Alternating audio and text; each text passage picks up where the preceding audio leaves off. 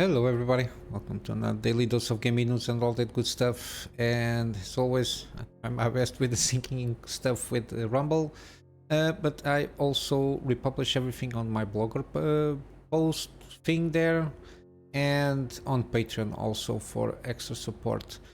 Yeah, yesterday I got again. It's some oh, I forgot the name.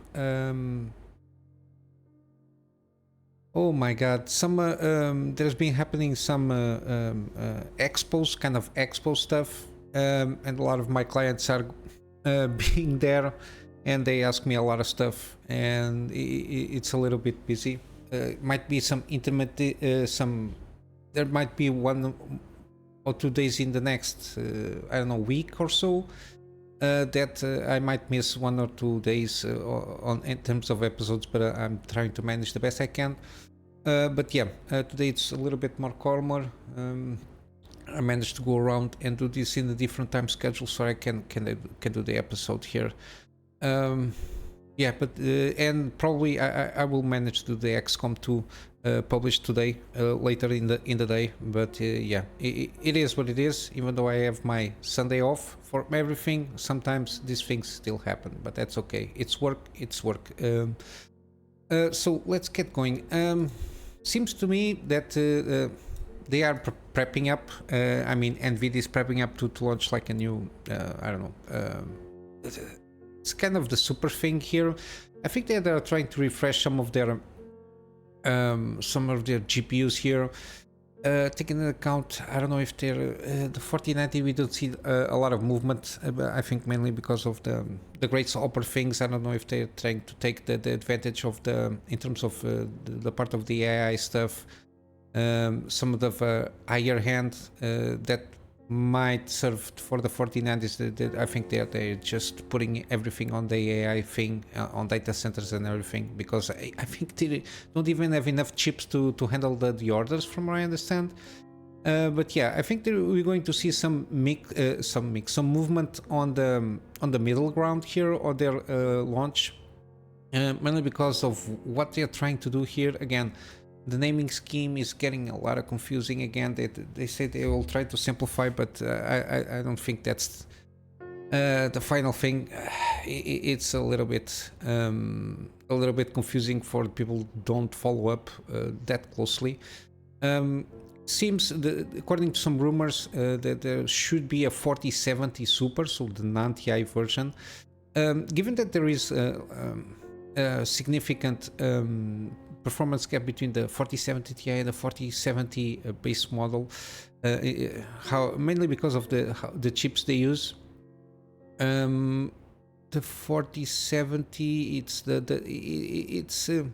as you can see, it's about the CUDA cores. I think the 4070 Ti has like almost a full unlockable chip, while the 4070 doesn't. That's why there is a huge difference in CUDA cores, plus some of the I think in terms of memory also, one is 12, another is 16. Even though I'm not sure if the 104, I think the 104 only can handle 192 bit bus. Yeah, it's maximum 192 bit bus, so the memory bandwidth, it's a little bit limited. Supposedly they will do, I think they will continue 4070 normal, and probably do 4070 even like a little bit spec down in terms of memory. So instead of getting the GDDR6X, it do the one without the X. Might be a little bit more limiting, but the good thing here, they might manage to lower a little bit the price there, given that the 4070 in terms of competition, I don't remember, AMD's 7700, I think. But I think what they're trying to do is, I don't know, again, ramp up a little bit the price, because I don't see other way, and put the 4070 Super. They will put a little bit more memory, even though it's a little bit more limited in terms of sorry, it's not more limited, it can be yeah, sorry, what I meant to say is, even though the 104 chip is limited by memory bandwidth, they will change the 4070 Super to the upper chip, which is the same chip that the 4080 uses. I will assume it will not be the same level of the 4080, so not even from the 4070 Ti, but at least will reach almost to the same levels, given the gap here that we have between around 5800 to 7600 CUDA cores, give or take. I will assume it will make it like I don't know, around almost the level of 4070 Ti. I don't know. The 4070 Ti, I assume they have to relaunch or make a 4070 Ti Super, because then you'll get a huge gap between as we have now, the 4070 Ti and the 4080. It's going to be a little bit tricky here, and the plus that they're going to do 4070 Super supposedly, again this is all rumors, with 16 gigabytes and increased memory bandwidth, because the 4080 chip handles more memory bandwidth, I think 256, not mistaken. Yeah, a lot of movement here, a little bit confusing still, because again this is all rumors. We don't have, like, supposedly in the rumors we don't have all the specs in terms of CUDA cores, if there is confirmation of the chips used. And supposedly they want to also do a 4080 Super, because there is a huge gap difference between the 4090 and the 4080. And I think that they are going to do, we're not going to see a lot of movement on the 4090, mainly because of data centers, and also because the news that will follow up regarding this. But yeah, we might see some movement here to try and maintain competition with AMD. AMD, the 7800, I think it's XT. I think the 7800 XT. Oh my god, I forgot a little bit of the naming schemes. And the 7700, they are very competitive at the middle range, and they are very comparable in terms of performance, especially with the 4060 Ti, which is like, for the 16 gigabyte, $500. For $500 you get things that almost do the double in terms of performance, almost, because of how limited this chip is. The 106, like bottom of the barrel. Worse than this is only the 4060 non-Ti version. But yeah, I think that they will try to do something here to try to compete with AMD in the middle ground, because their launch was butchered from the start, when they wanted to introduce the 4080 12 gigabytes, and then they have to put it like 47, so they could not lower more in terms of naming schemes, the things here. Yeah, this generation of GPUs is a little bit botched from AMD also, but yeah, regarding this, I think that the latest in terms of rumors, we might see some movement there, maybe some lowering in prices. I assume, from what I read, I think I maintain the 48 Super supposedly is going to stay in the price of the MSRP of the 4080, so around $1,200. And supposedly the 4080 can lower a little bit, because also there is a huge gap between the 4080 and the 4070 Ti prices, not only performance, and maybe they will try to close the gaps between each segment of their SKUs. But yeah, we'll see how it goes. And regarding the 4090 stuff, again, we got more, kind of a little bit more details. In terms of the 4090, of course, in China, the stock is running dry, because there is this ban, which encompasses the 4090. In some instances, there is like 4 times the price of MSRP in China. It was launched around 1300 RMBs, and it's usually at like the double, and sometimes the quadruple, depending on the sites that you go through. Here we can see a little bit better. As defined for US, the document specified that memory bandwidth should not exceed 600 gigabytes per second, and the combined processing unit compute power should not surpass 4800 tops. So something operations per second, something like that.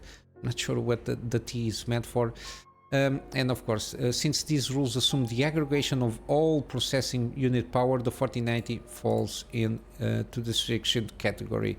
That's why I think we will not see a lot of movement here, especially because of the markets they are affected here. I don't know what I know USA is trying to limit the competition. This in the long term, this will not end well. But you can see you got China here, which is one of the, if not the biggest market. We got a lot of Middle Eastern countries, including mine, United Arab Emirates. We got, of course, some African countries like Egypt, Eritrea, Congo, Republic of Congo, some in the other side of the Atlantic, Haiti. We've got Iran, Iraq, Jordan, Kazakhstan, a lot of them, North Korea, of course. It's Kyrgyzstan, even like Lebanon. We got some Eastern European countries like Moldova. We got here neighbors where I live in Dubai, which is part of United Arab Emirates. We got Oman, got Pakistan near the India, got Qatar. We got, as you can see, of course, Russia, Saudi Arabia, which is kind of weird. Everybody should, I don't know, from like the latest news, when you start screwing up with supposedly your friends in certain areas, and you start just banning stuff for especially now because of the AI stuff, everybody wants to invest, everybody wants to make business. If you're banning these kind of products in other countries, this is not going to fall. It's a compounding effect for all the other things that are happening now. But yeah, you got even from South America, you got Venezuela, some Asian countries. Mainly, I think the main thing is where some of these countries like China, Russia, Saudi, even Iran, they have huge influences on the markets that are basically all over these countries. Even though they are not all of them, all of the countries, like very powerful countries in terms of buying power for this kind of products, is especially in the like a normal person. This is more aimed for governments not being able to buy this kind of products, so they can ramp up their AI and having more processing power for whatever they need to do, being AI, data centers, and all that stuff. But yeah, they have the opportunity to buy like 4080s like normal people, even though it's too much expensive. Again, between buying a 4080 and a 7900 XCX, which is kind of in terms of comparable in terms of performance, the price difference usually it's huge, between around almost $400. Again, I'm a little bit biased because I have a 7900 XCX, but I bought it mainly because it's performs the same. For what you do with it, I will never took advantage of the ray tracing capabilities here, because in terms of performance it's too much for being can be all the pretty that it can be in terms of ray tracing. But if I'm playing 30 frames per second in 4K or around those values, or if I start to tweak a lot of all the things there, so I can have like the ray tracing enabled, plus all the DLSS shit that I'm not in favor of. I even don't use. I can use at the moment if I want to, like frame generations and everything, if the game supports. But I will not use this kind of thing. But yeah, it's a matter of personal preference here. But yeah, I always advise the 7900 XTX. Again, the software is solid. I might have like one crash or something like that from the software itself at the beginning when I was setting up everything, but since then I've been playing the games, recording, doing all the things that I've been doing on work. I never had any issues. The only issues that I have from time to time, it's like the applications, but my time per time is like one per month. Something might happen, like a crash, which is, for me, it's always been normal in every computer that I had. From time to time, if you have like use your programs a lot, it will invariably happen from time to time. But yeah, from the use that I've been using everything, even on the CPU side, it's been a breeze. I don't see what's the issue. Again, years ago, 5 or more years ago, it might have been an issue with the driver stuff. Even though there is some issues that need to be resolved from the AMD, it doesn't affect me. But yeah, I don't see what's the problem here with going with AMD. It's the competition. I hoping just Intel catches up a little bit on at least the middle range in terms of GPU in the next generation, so it can creep up in terms of competition for everybody to try and get something decent and have more options on the market here.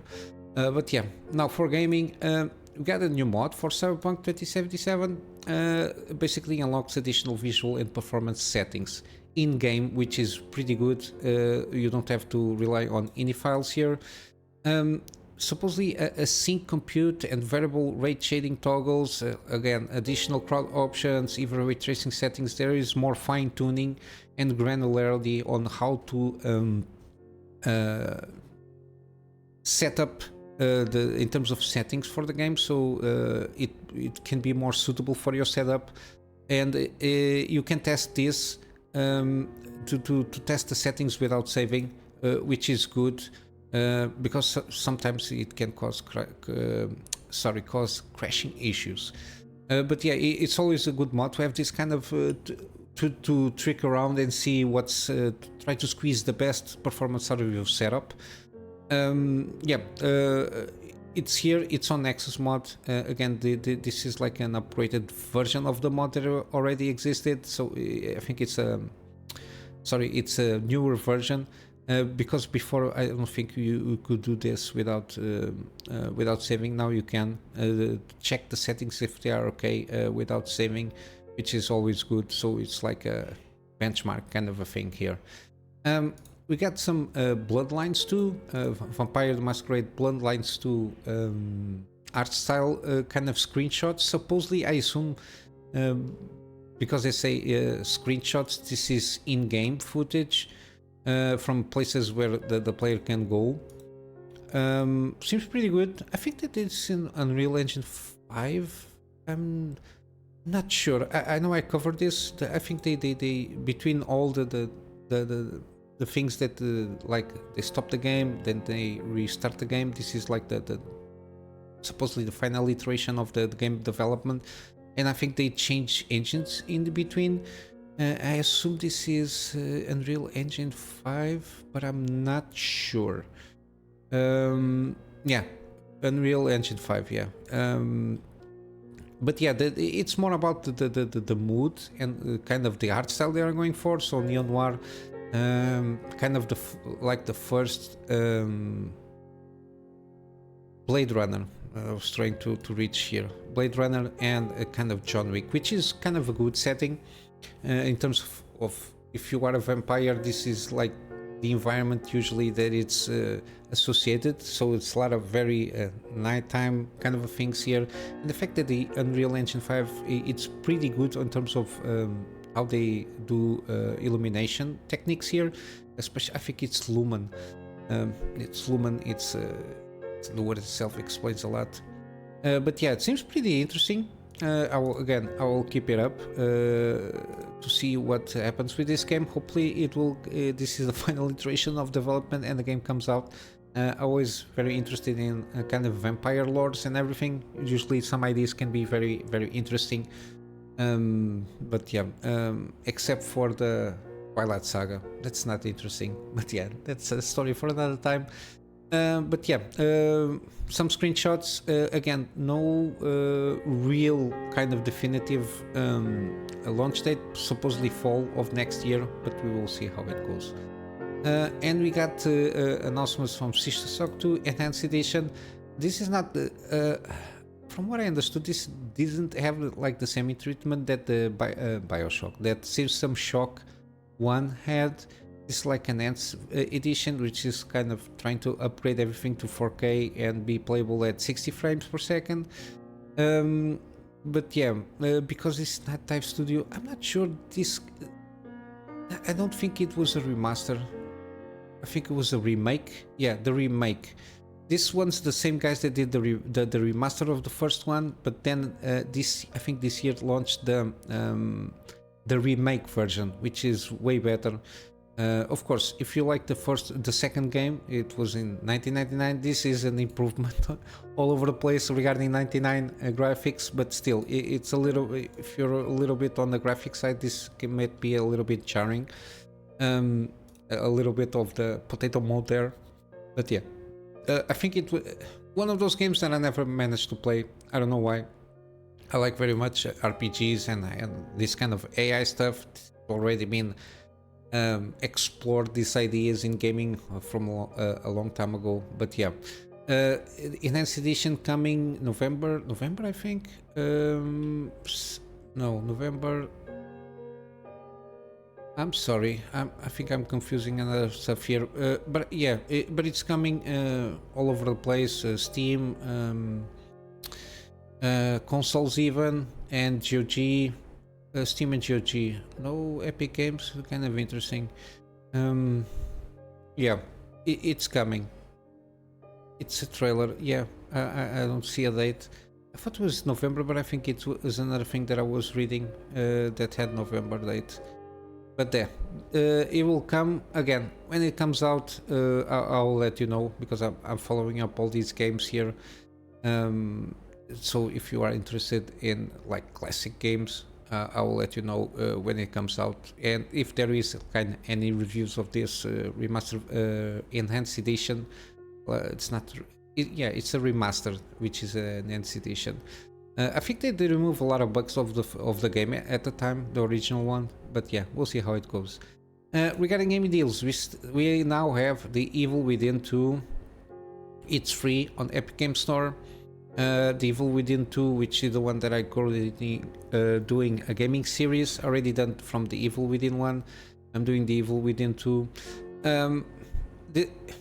It's a pretty decent game.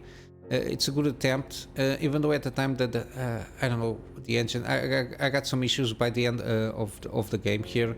But yeah, very interesting kind of setups they're trying to do and kind of ideas.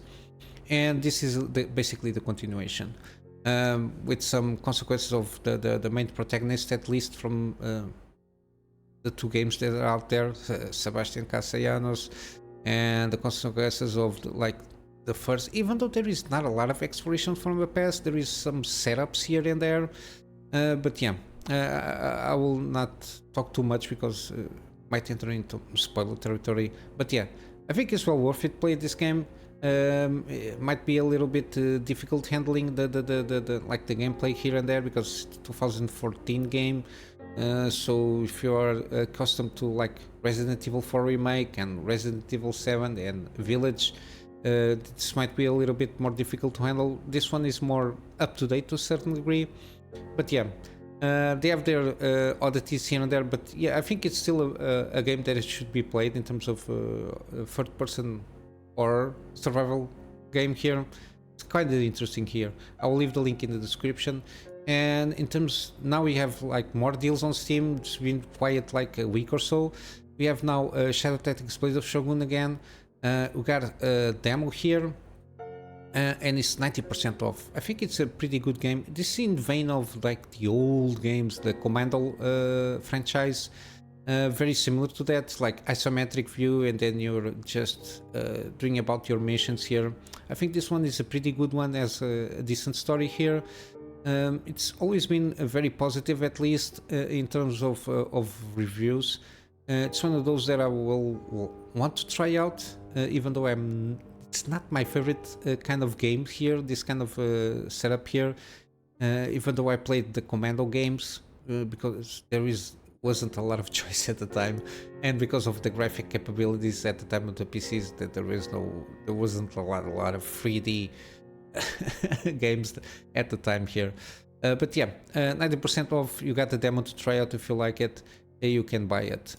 Also, you got Batman Arkham Knight, and yeah, I forgot to put the Arkham Collection. You also have the Arkham Collection until the 2nd of November, so around 15 days, give or take.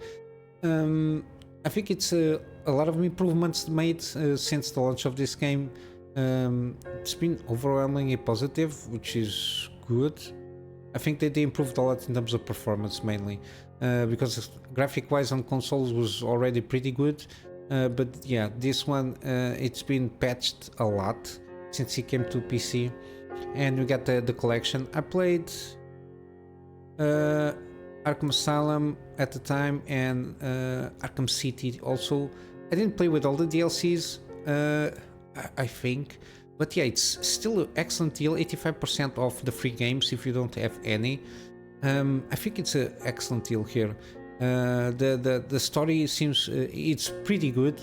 I don't know how it ends because I never saw any videos from Arkham Knight. But yeah, it seems pretty good how how the trilogy ends up. I think it's one of the better trilogies in terms of comic books kind of games. But yeah, I like the first and the second one. How you put yourself on the skin of Batman. I think they did a great job from the technology available at the time, and the story is pretty decent here. Also, we got Vampyr.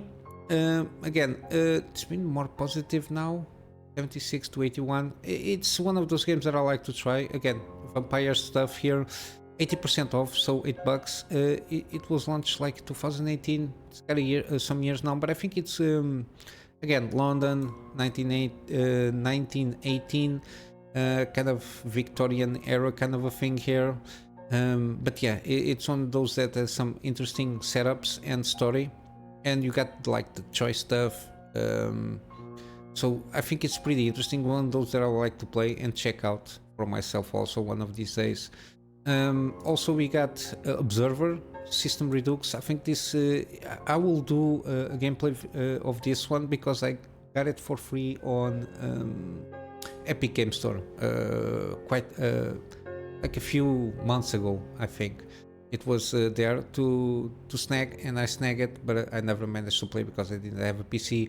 I want to try out. It's kind of very short experience here, from what I understood, but I think the story is very enticing, very cyberpunkian, very dystopian kind of a thing here, and I think it's well worth it.